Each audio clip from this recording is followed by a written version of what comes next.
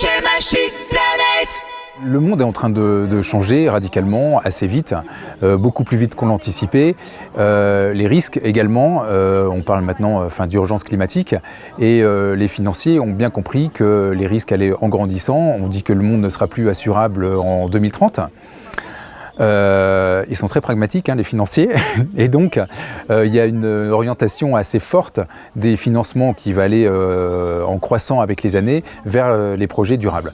Donc je pense que les entreprises, elles n'auront pas le choix, en fait, elles devront avoir des impacts positifs pour être financées et pour avoir un avantage compétitif dans le futur. Il y a une question de fond et fondamentale à se poser, c'est ce business que je fais aujourd'hui, c'est que se font ces entreprises au service de quoi on fait les choses, et je pense que c'est vraiment une première question du rôle de l'entreprise et au service de quoi elle fait les choses. Est-ce que c'est uniquement pour un rôle capitalistique ou est-ce que c'est effectivement pour apporter du bien commun?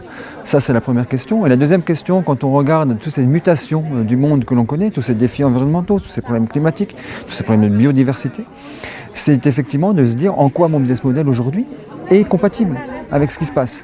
Donc il y a une question, bien évidemment, de réparer les dégâts, mais il y a aussi une question d'alignement stratégique.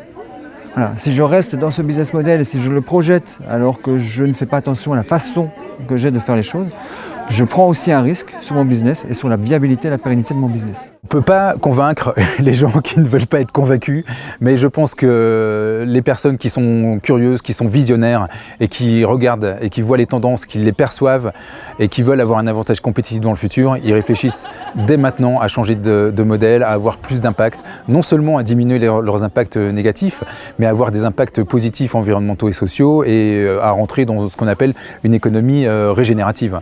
On va les accompagner avec des démarches spécifiques, on va les emmener à se projeter dans le futur, à les comprendre les mutations qui vont venir bouleverser les positions acquises, à les réfléchir sur les conséquences, réfléchir sur les risques, mais aussi surtout sur les opportunités.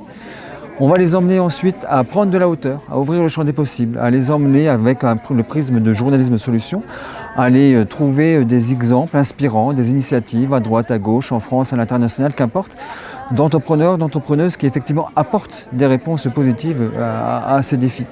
Et puis petit à petit, on va les mettre en mouvement. Le but du jeu, c'est pas uniquement de les emmener dans de l'inspiration, le but du jeu, c'est d'agir derrière. Et le but du jeu, c'est effectivement d'aller les aider à construire des labs d'exploration, c'est comme ça qu'on les appelle, avec des équipes qui ont envie de bouger, avec des façons de faire et des méthodos qui sont différentes, pour petit à petit venir challenger le statu quo, ce qu'on appelle nous le statu quo, et challenger les façons de faire de l'entreprise. Je pense que c'est pas une utopie, c'est au contraire une opportunité de gagner des marchés, d'avoir un avantage compétitif dans le futur, de se positionner sur ce qui peut être perçu comme une niche maintenant, mais qui sera mainstream dans quelques années. L'idée, c'est aussi d'apporter ce déclic en montrant que les choses sont possibles, mais en montrant aussi qu'il est possible de faire concilier business et impact positif. Que j'ai ma chic planète.